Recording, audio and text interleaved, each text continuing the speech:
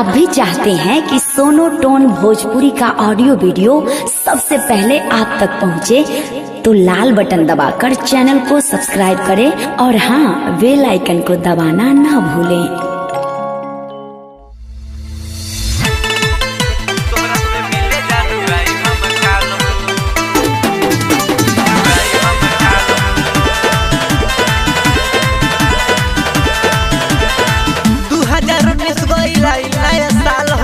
तोहरा से मिले जानू आई भमकाल हो। घर से तू चली के निकली आई बहरी, पिकनिक मनावे चलल जाई संगई, मस्ती लुटल जाई बदली के चाल हो। तोहरा से मिले जानू आई भमकाल हो, तोहरा से मिले जानू आई भमकाल हो।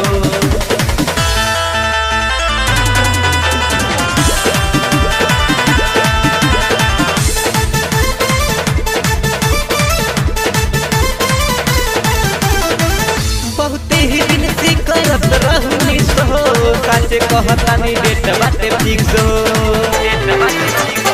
कोरी हो ना डेट तो मिले के मिस हो। खर्चा हमार रही जमन लागी 30 हो। मुर्गा फ्राई होई खूबे लाल लाल हो। तोहरा से मिले जानू आई भमकाल हो, तोहरा से मिले जानू आई भमकाल हो।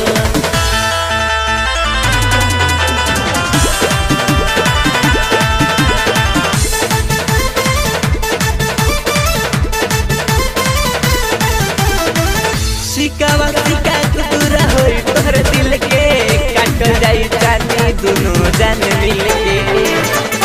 आदित्य अमित पे होई केहू के न शक हो, नया साल के रहब लेके प्यार वाला हक हो। असुरा लगोले बड़े तो प्रेमी पाल हो। तोहरा से मिले जानू आई भमकाल हो, तोहरा से मिले जानू आई भमकाल हो।